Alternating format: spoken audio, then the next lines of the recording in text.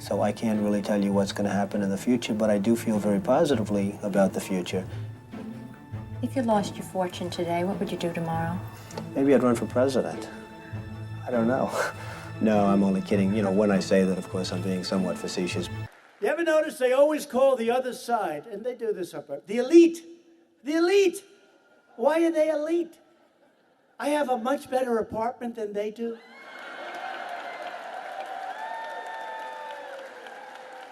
I'm smarter than they are. I'm richer than they are.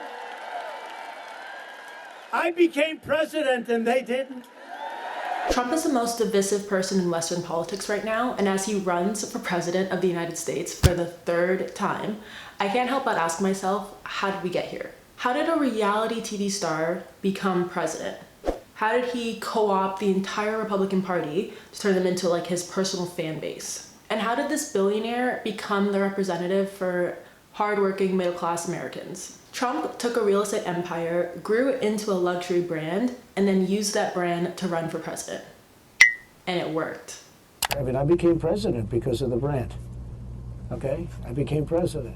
So I've not really seen anyone really and truly unpack all of the ways that Trump used his brand as a successful billionaire to run for the White House. Because if we're being honest, like, it wasn't his business acumen that won him the race to the White House. It was his ability to manipulate cable news and people's attention to get it to focus on him 24/7. So as I dug deeper and deeper into Trump's history, a pattern became obvious to me, and that was that he's an expert at attaching himself to symbols of wealth. And he's also an expert at getting the media to pay attention to him enough times to reinforce these associations that he's made for himself so that every time you think of Trump, you think of success. But there was a time when the Trump brand was unknown. So let's start there. So before there was Donald Trump, there was Fred Trump, his dad. And his dad made a lot of money using government loans to build cheap housing in Brooklyn.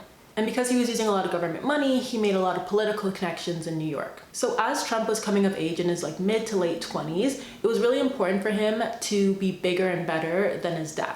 So if his dad had made it in Brooklyn, Trump wanted to make it in Manhattan. So this was like the late 70s, and the mayor of New York at the time was Abraham Beame.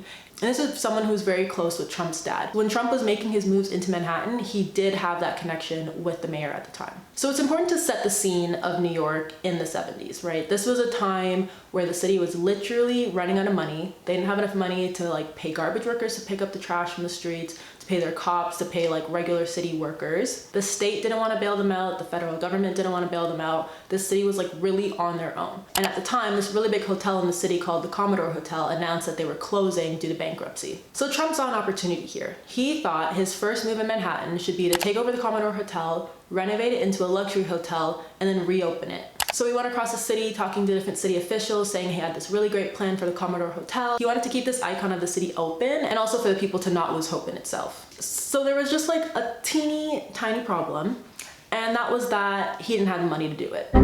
He needed $70 million to renovate this hotel. The banks were only going to give him $30 million. So as he was pitching this to the city councilors and they were getting all excited about a new project in the city to like rally all of the citizens around, he ended it with like, I don't have all the money, so like, what can we do here? How are you gonna help me close this deal? So when it was all said and done, the city ended up giving Trump a $40 million tax abatement, which basically meant that when this hotel opened, he wouldn't have to pay the city like property taxes for the next 40 years. So that was enough to get the project started, and he opened the hotel 2 years later under the name the Grand Hyatt Hotel. So you're probably wondering like why he didn't call it Trump Tower or Trump Hotel. And again, that was because this is the late 70s. Trump was not known in Manhattan. He wasn't known in the country. Him adding his name to a hotel had no meaning. But this project put Trump on the map in Manhattan. So did this 28-year-old Donald Trump pull off this massive hotel renovation just on his willpower, his business acumen, and his negotiation skills on his own? Or did he have like help in getting all the pieces together to do this successfully, right? Like his dad had really deep connections with the mayor at the time. And Trump also had this lawyer named Roy Cohn. So Roy Cohn was like a vet in New York. He knew all types of politicians, all types of other people. Yikes. So he was a lawyer that rose to prominence during like the 50s and 60s when there was a lot of hysteria around communists in the government, and he was prosecuting these people. So Donald Trump really leaned on Cohn's connections in the city to pull off this negotiation. And he also learned a lot from Roy Cohn about how to work the media and how to work people in general to get what you want. Cohn was really adept at like using the media to call out his opponents, to attack them publicly, to shame them into doing exactly what he wanted. He was also a really aggressive lawyer. Like he would bring down the law on anybody to scare them into getting what they wanted out of them. So to say that Cohn was an influential figure in Trump's very early days is an understatement. Trump took a lot of cues from Cohn. So going into the 80s, Trump is riding high on this wave of renovating Commodore into the Grand Hyatt Hotel. And he lands this network interview with Ronna Barrett. So at the time, Ronna Barrett had this really popular show called Today's Super Rich. And it was basically where she went around interviewing super rich Americans and asked them like about their personal success and what motivated them. So again, let's set the stage for the 80s, right? Like this was the decade of Reagan. He was a president who pushed neoliberal capitalist ideas really, really, really hard.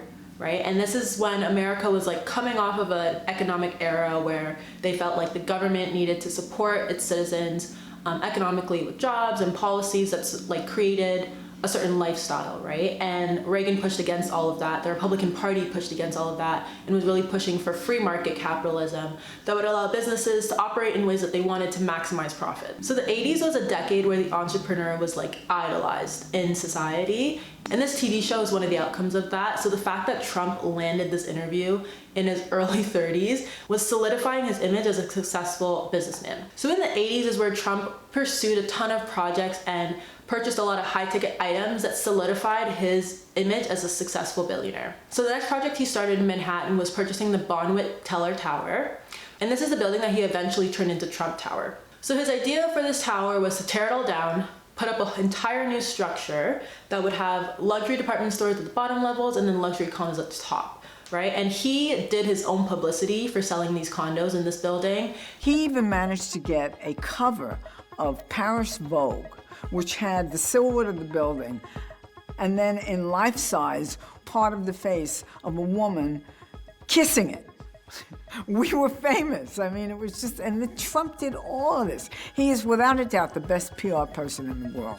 So even though Trump was selling these units as luxury condos, he built them really, really cheap. And he even went so far as to ask the city for another tax abatement. So this didn't go over well for the mayor at the time. It was no longer his dad's friend, Abe Bean. It was a new man named Ed Koch. And he felt like if Trump was building a luxury tower that only super rich people could own and operate in, why does he need a tax abatement? But Trump felt like he was entitled to it, so he had Cohn literally sue the city of New York, and he won. So in order to build Trump Tower, he got a $74 million tax abatement from the city of New York, again. So when the tower was finished, he put his name on it in gold writing. If you think about it, how many towers do you know that say Trump, that the writing is not in gold? Again, symbols of wealth. And the tower was a success. So after Trump Tower, Trump was very known in the city, and I think he had a little like resentment towards the mayor because he didn't initially give him that tax abatement. So Trump decided to take out an ad in a newspaper and just like tear down this mayor for not fixing the skating rink that was in Central Park. So the skating rink was called the Women's Skating Rink. It had been under renovation from the city for like 5 years at the time. The budget had already passed $12 million and the skating rink wasn't fixed. So Trump said that he would go ahead and fix it for the city at no cost, just to show that he was able to do it better than the mayor. And he did. He fixed it in a couple of months. There was a big grand opening for the skating rink and everyone's like, wow, like this is a guy who knows what he's doing. He can take on a project and just complete it. Like he gets things done. So that was kind of considered Trump's first foray into politics. Pick somebody, ranted against them, and then like did something faster than them, kind of proved that he was a guy that could get things done. So keep that in mind as we continue on this story. So now we're like the mid 80s and Trump decides he's gonna open a casino in Atlantic City. And this is Trump Plaza. And this casino was a success. It was bringing in a ton of cash for Trump at the time. So much so that he went on a buying spree, right? He bought an airline, like an entire airline. Then he bought a private jet because, you know, he can't fly on an airline, he has to fly on his jet. He bought Mar-a-Lago at this time, he bought a yacht, he even bought a football team. Trump buying all of these like high ticket items is again another exercise of him adding meaning to the Trump name. When you think of Trump, you now think of an airline, his private jet, his estates, his football team. Like, clearly this is a man who has a ton of money, and he made a really good news story. Like, Trump was in the news all of the time. He was going on talk shows. He was just presenting himself as like your regular old billionaire. But it wasn't enough for Trump to just be known in Manhattan real estate circles. He wanted to be famous. He wanted to be a celebrity. So one thing that he did to jumpstart this was to take the WWE WrestleMania, which was always hosted by Caesar's Palace. He literally paid money to take those wrestling matches and host them at his Trump Plaza. So now Trump is like the epicenter of this massive event that draws a lot of celebrities. They're all talking to him because it's his hotel. He's getting a ton of press. They're always interviewing him, asking him what it's like to host a WrestleMania in his hotel. And you can tell that he's just loving it. So now Trump is on a roll. He opens another casino, and this is right beside Trump Plaza. He called it Trump Castle. So his wife at the time was Ivana Trump, and he made her chief operating officer of Trump Castle. So they were married back in the 70s, and she was actually instrumental in renovating the Commodore. She paid a lot of attention to the details and the fixtures in the hotel. So her coming on to the Trump Castle wasn't really like out of the blue. And she did really well. Like, she was really good at running this hotel. She really rose to the occasion, and people started to really admire her as a COO. So much so that like Trump got really pissed that he was going into his hotel and the reporters were spending more time talking to Ivana than to him. So what does Trump do? You know, like, he puts his wife in this position of power. She's killing it. Everyone loves her. So much so that he's getting less media attention. He just like finds another girl. This is the time when he started dating Marble Maples on the down low. He literally just couldn't stand that his wife was being seen as an equivalent to him in the public eye. Not that Ivana felt like she was Trump's equivalent or wanted to like one-up him or be perceived as anything other than his wife, but like the fact that the public eye was looking at her as his equal, maybe even surpassing him, Trump was not having it. Not at all. Totally checked out. Okay, so later in the decade, like at the end of 1987, he releases his book, The Art of the Deal, written by a ghostwriter. But it was a great success, right? Like, again, era of the entrepreneur. He's this billionaire, made all his millions in real estate in Manhattan. Now he's gonna teach everybody how he goes about creating all these deals that made him all this money. So again, another symbol of him being a successful businessman. Then Trump's next move was to go back to Manhattan and buy the Plaza Hotel. And he paid way too much for this hotel. Like, I think it was like $408 million. He also buys the partially constructed Taj Mahal Casino in Atlantic City. So this would be his third casino in the same city. So the decade's winding down. Reagan's presidency is coming to an end. They're looking at who's gonna be the next person to run for the Republican Party, right? And there's this guy in the Republican Party, really big Reagan supporter, named Mike Dunbar. He starts to pitch to Trump like, you should run for president, right? Reagan was an outsider. He came in, he did a great job. He created all this wealth for businesses. You've created your own wealth. You would be the next successor for this mission of neoliberal capitalist ideas. So I think at the time, even though that might have been interesting to Trump, his brand as a successful businessman, a successful real estate developer for luxury real estate, it was going so well for him. So to leave that to run for president, like, it wasn't worth it for him at the time. But little did he know that all of that was gonna go upside down, because in 1989, the stock market crashed. So if the 80s was a decade of Trump building his brand as a billionaire, then the 90s was the decade of it all falling apart. So the decade started off with news about Trump and Ivana's marriage being very rocky. Ivana went to the press to talk about how Trump wasn't treating her well, that he was cheating on her with Marla Maples. Trump, in return, also went to the press and started talking about how he didn't love Ivana anymore and he was moving on, and that there was already women lining up to date him. So this was a very, very public separation and divorce. And at the time, Trump and Ivana were like a New York celebrity couple, right? So it was like headline news every day. Something was coming out from either party about what was happening in this separation. And again, Trump, who is someone who spent a lot of time building his brand image, he used this moment to, again, push more associations to build out his brand. So even though his wife was leaving him and it was a really ugly process, he still wanted to make it seem like he was in control and that he wasn't really affected by this because all these women wanted to be with him. He went so far as to call a reporter by an alias, telling them he was John Miller, to give them scoops on what Trump was doing. He's somebody that has a lot of options, and frankly, He gets called by everybody. He gets called by everybody in the book, in terms of women. And like well, he gets called by a lot of people. But at the same time, stories started to spread about Trump's debt problems, right? Like the stock market had crashed, interest rates had gone up, and he wasn't covering his debts for the casinos, right? He went into a lot of debt to purchase these casinos, renovate them, reopen them. And when people started losing their jobs, I guess there wasn't a lot of disposable income in the economy to go to casino and gamble. So the casinos were no longer generating enough cash to cover his expenses. So now, because Trump didn't have so much cash coming in, he had to start selling assets to cover his debt payments. So he sold the Plaza Hotel, which he had bought for a lot of money. He sold it at a loss. He also sold his lot.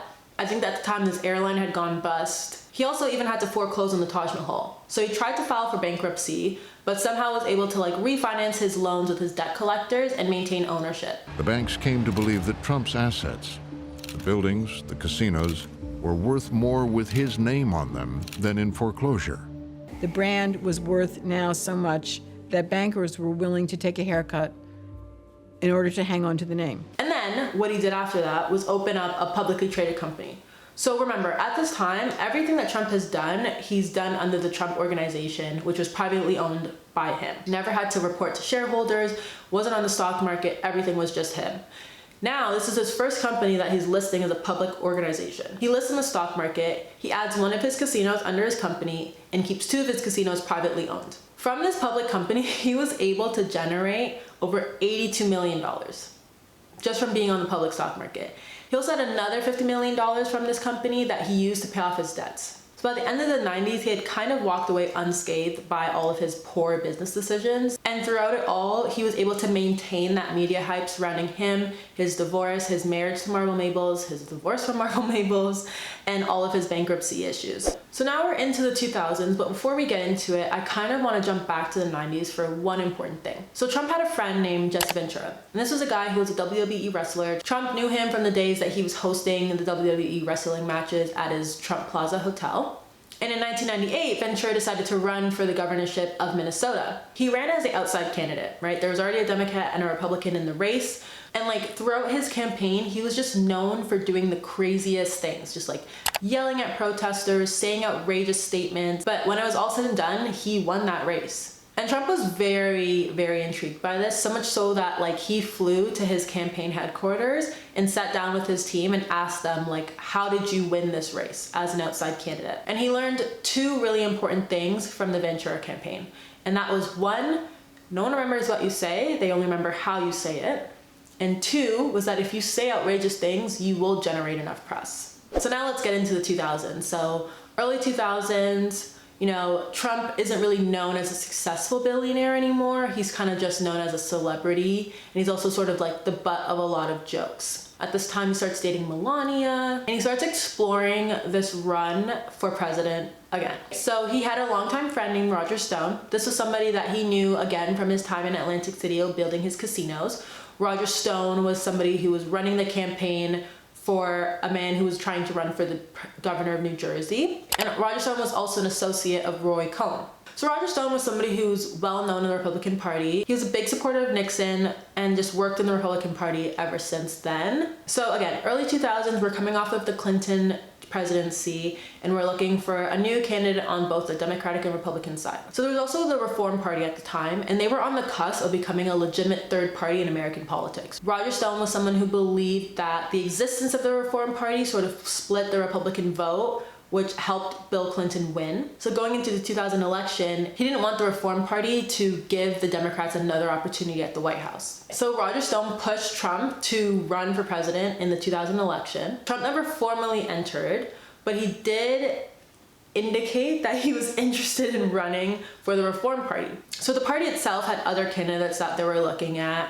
And Trump was kind of in the mix of all of that, again with Roger Stone's help running his pseudo campaign. Ultimately, the Reform Party couldn't figure out their internal politics and give the American people a legitimate candidate for that party. They kind of imploded during that election, and George Bush went on to win. But Trump learned a very important lesson from that campaign / not real campaign, and that was that if he was going to run for president and win, it couldn't be on the Reform Party ticket. It couldn't be as a third party candidate. He needed to run for one of the big two parties. So in 2003, Trump had a turn of fortune when he started filming The Apprentice, right? So this was again another show where he could perform as a successful businessman.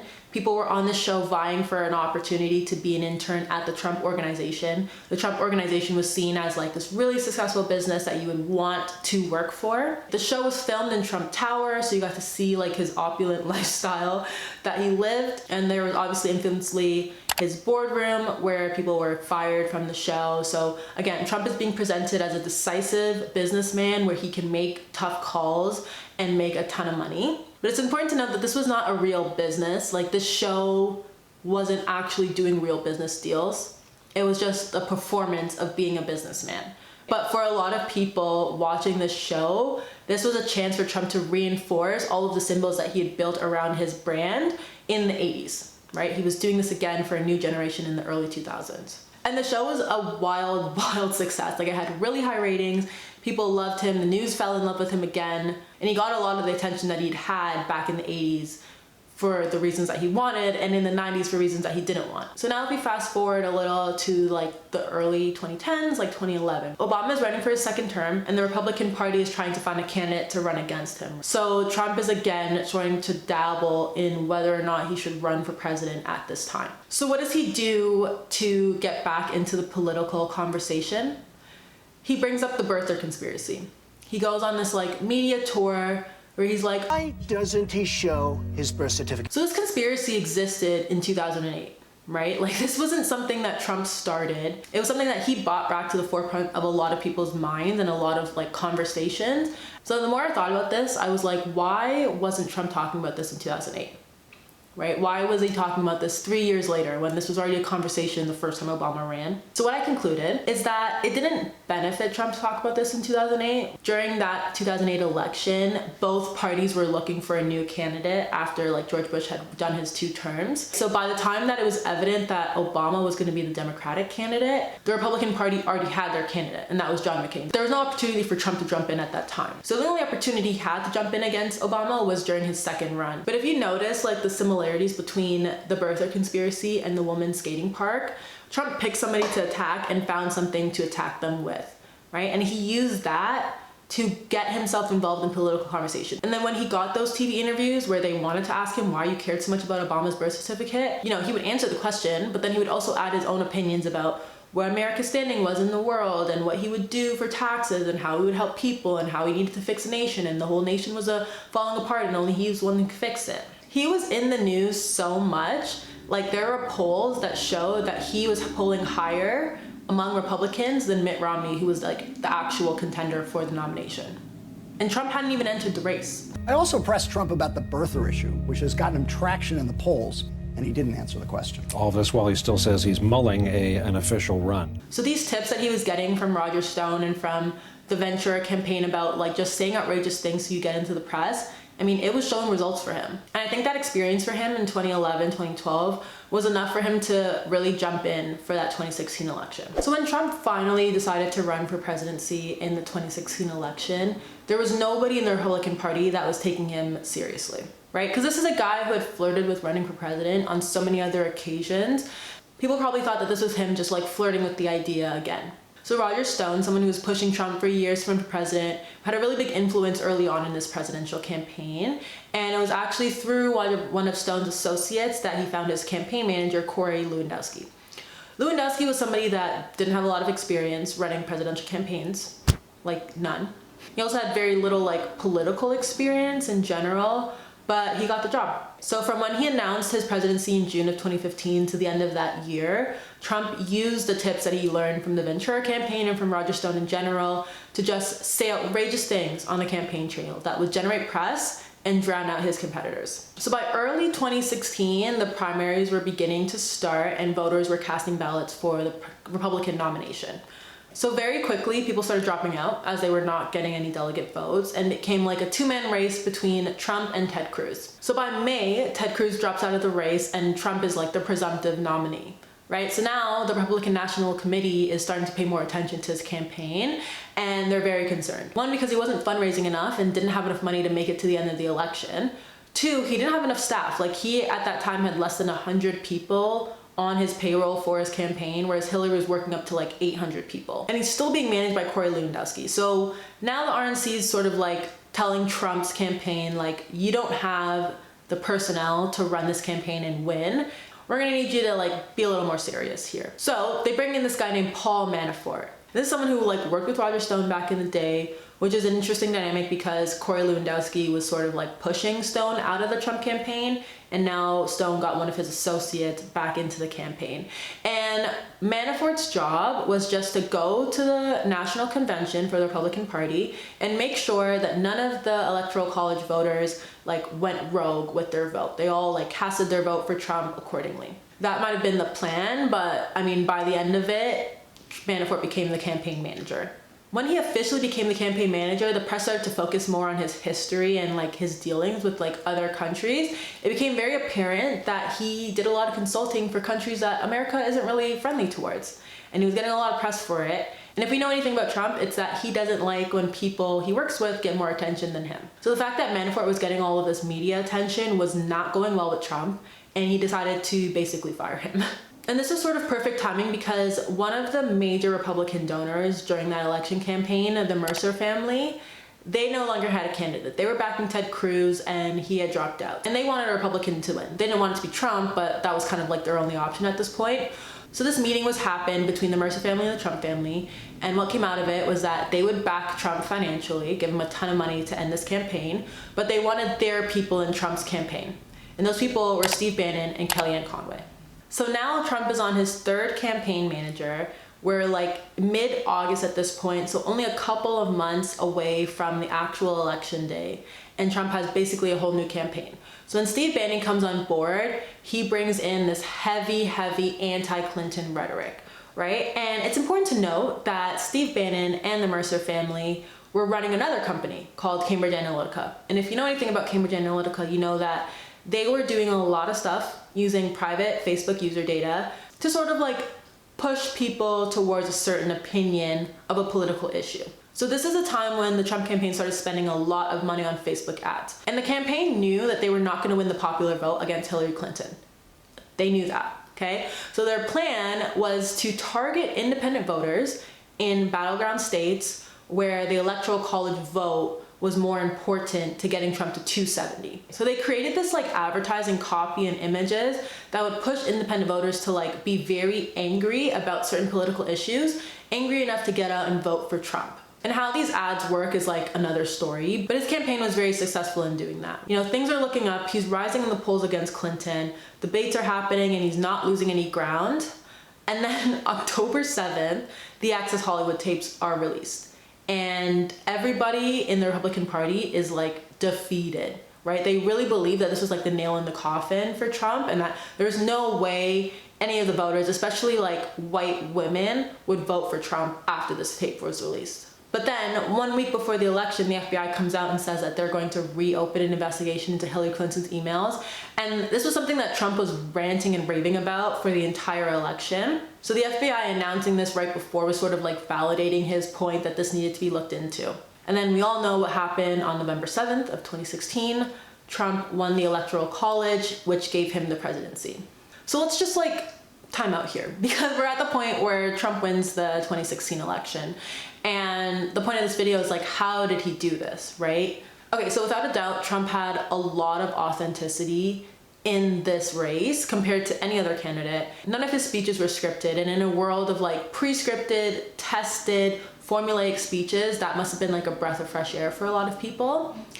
But there's also the question of like, was Hillary a great candidate? She came from the establishment, her husband had a lot of baggage, and she never really like spoke to reporters or had like a really warm relationship with the media. When you juxtapose that to a candidate like Trump, who is like in the media's face all the time, did she really work hard enough and kind of like in overtime to get her message out there? And there's also the fact that like Trump was just talking about stuff that the Republican Party kind of like never wanted to bring up, right? Like there was an underbelly in the Republican Party that none of the candidates wanted to address or speak to. And Trump not only like dog whistled to them, he literally brought that to the forefront.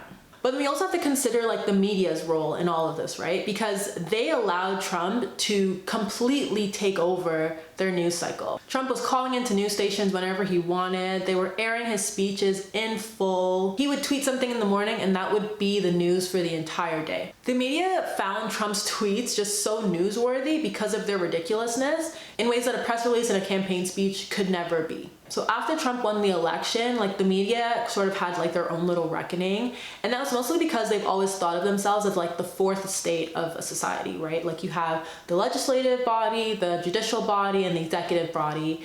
And the media is sort of like the in-between between this power body and the regular people and how to disseminate the information between both sides, right? And they felt like they were portraying Trump in a way of like he could not be suitable for a position of power, and yet the people still voted for him. So a lot of the questions that the media had to ask themselves afterwards was like, what did they do wrong? A lot of them on election night, when it was obvious that Trump had won, like started to turn on the polls. They were questioning like, how are the polls wrong? All of the polls said that Hillary was gonna win. How could nobody see that Trump had such a big chance of winning the election? There was also the opinion that the media did their job. They reported on Trump fairly, unbiased, whatever, and it just didn't hit home with the voters. People just heard that and they wanted to vote for him anyways. And then the third option was that the media is very like coastal, whether it be in LA or New York, but like on the edges of the country and sort of out of touch with middle America. And so whatever they were reporting didn't really hit home with middle America, and that's who voted for Trump to win the election. My personal opinion is that for a long time now, a lot of the political reporting in North America, Western culture in general, has become a sort of hybrid between information and entertainment. Infotainment, if you will, to the point where people are no longer able to like sit down and do the work of democracy, right? To really think through what the policy implications are of each candidate for their lives, just because they're lacking so much context in what's happening in the world and the country that would affect them and their political decisions. We're in an oversaturated media world where we can just like drown away our everyday worries with entertainment on our phones, on our computers, on our TVs. And so I feel like we're just lacking as a society to like really sit and think about critical issues in a deep way. Okay, so time back in. We're at the Trump presidency. And I feel like throughout his presidency, there was only one term, but throughout his presidency, there were events that happened that were related to his brand. He's at the pinnacle of power. Obviously, Trump being Trump is gonna use this to like continue to build off of his brand that he's been building for literally 40 years at this time. And there were also events that happened to him that were just like out of his control and didn't really relate to his brand. And I felt like you can see him struggling to like figure out how to respond to it, right? So when you think about his brand, luxury real estate developer, right? Build the Wall is like a perfect example of him coming in, building something that he knows how to do, and like doing it better than past politicians have done it before him, right? That's how he portrayed it. Like, that's not what really happened, right? There's still no wall. The next was like the way that he talked about dictators, right? He talked about meeting with Kim Jong-un, meeting with Putin, having like that art of the deal type-esque of a great negotiator who can like broker world peace, broker trade deals around the world because he's that guy, right? Again, did that really happen? Debatable. That's how he presented himself. Then there was things that his administration did because he's just a narcissist. One of them would be like literally day one on an inauguration day where he had his press secretary go out and like argue that his crowd sizes were bigger than they weren't. And like for a president to care about that on his first day in office is like strange. It's strange. And then there was also the incident with the hurricane where like Trump said it was gonna go in a certain direction and then the reports came back of like where it was actually gonna go. And then he just like took a Sharpie to the map and was like, I'm right. It's also going here. Then there was like the tax cuts, right? He said that he was going to make America great again through tax cuts. Not a lot of evidence that that worked, but something that benefited him because he's also rich. Then he threw a bone at the Republican Party by helping them nominate 3 Republican justices to the Supreme Court. And we know that that helped overturn Roe v. Wade. Then there are things that happened during his presidency that didn't relate to his brand, right? Like the Me Too movement. He's been a man who's always associated himself with beautiful women. Access Hollywood tapes, like there's no benefit for him to participating in that, so he kind of like didn't. There was the race riots in Charlottesville, George Floyd's shooting. Again, fighting for racial justice has never been a part of his brand, and so he didn't have a lot to say about that kind of had the opposite to say about that in some instances. When COVID-19 happened, he literally didn't take the pandemic seriously because he thought that it was some sort of ploy to make him look bad. Again, narcissistic tendencies. And then when he lost the election, he literally couldn't handle it to the point where he brought a mob to the Capitol to overthrow the election results. So when we look at what Trump was able to accomplish in his presidency, he built himself a new brand, right? He's no longer like a successful billionaire, luxury real estate developer in New York. He brought all of those symbols of wealth with him, but he sort of like created this bigger persona of himself as the president, right? Like he's the chosen one. He's the only one that can make America great again. If everyone just pledged allegiance to him, America would be back on top. Okay, so now we're back to Trump running for president. This is his third time around the block, and he started off this campaign running against Joe Biden. This was a very comfortable spot for Trump. He had ran against Biden before. He had spent Biden's entire presidency talking about why he wasn't a good president. So he was really comfortable and prepared to run this election against Biden. And I think what solidified his success was that first presidential debate. Like Biden just looked so old and like not ready for the job, and that made Trump just look like he had so much energy. Even though like Trump was talking a lot of nonsense, again, it's not what you say, it's how you say it. He looked like he had the energy to do the job, and Joe Biden looked like it was like way past his bedtime. So after that debate, like it kind of felt as though Trump had it in the bag, like he was gonna walk into the White House in the fall. And this is when the media onslaught started against Joe Biden. There was a lot of reporting about how voters didn't like him, voters no longer wanted him to run for president. And like, again, this is from the media who like didn't get the polls right in 2016, but all of a sudden knew exactly what the voters wanted. I feel like this was a very concerted effort by liberal media, newspapers and cable news to get a new Democratic Party candidate to compete against Trump because they definitely didn't want Trump in the office. The reporting was just non-stop anti-Biden for so long. I felt like they were trying to bring public opinion to where they were at instead of like reporting what was actually happening. But this whole time Trump's riding along, he's fundraising, he's getting support from like tech donors, who's like a new introduction to his campaign, and then he gets shot at. Instantly, I was like, his supporters, like we saw what they did when he lost an election. Like imagine what they would do if they felt like the deep state had murdered their guy, right? Like that was where my mind went. I was really like shocked by that. And I hadn't like seen the picture yet. So when I got home and I was watching the news reports, I saw him bloody ear, fists in the air, like ready to fight. And I just remember thinking to myself, like, damn, like this guy's really good. Like he knows something about what he's doing here. So after an attempted assassination, you're like trying to find your bearings, you've almost lost your life, and he was of sound mind enough to like think, I need a photo op. I need to take a picture of myself looking as though I'm not gonna let an assassination stop me from running for president. And like he got that photo, right? Like those photos, when I saw that, I was like, wow, like if he didn't already have the election in the bag, like he has it in the bag now. So after the assassination, the media kind of like took it easy on Trump, and they were hoping maybe he would make a turn to a nicer candidate now that like, you know, he had a near-death experience. He went into his Republican convention with a bandaged ear. He announced J.D. Vance as his vice president. And again, like this looked like a campaign that was a lot more serious, a lot more put together than his initial campaign. It felt like they were ready to like run the country now. So like J.D. Vance came out a little flat-footed, and like he has his own like background in tech that like needs to be looked into later on. But you know, this was a ticket for the Republican nomination, and this is who they were going to go up against Biden and Harris. But then Biden throws a curveball and he drops out of the race. And this like really throws Trump off of his game, right? He had spent so many years preparing to fight Biden again for the White House, and now he's fighting someone completely different, right? This was before we knew that it was going to be Kamala, but they had a sense that maybe she would just step into that first name on the ticket role, and she did, right? So like for Trump, who was targeting Biden as old white guy, he is now the old white guy in the race, and it's not like he's going against another white guy, he's going against a woman who's black. So Trump does, you know, his regular thing. He tries to attack Kamala Harris, but he was just unsuccessful in finding an attack that sticks, you know, that attack that like got his crowd going and got him that praise that he so desperately needs. And this is also at the time when the liberal media was really pushing like this energy behind the Harris campaign. Whether there was energy or not, like they wanted there to be energy, and so they reported on there being energy. But I think what's most damaging to Trump is that the media reporting on the energy behind Harris's campaign was also the media not reporting on Trump.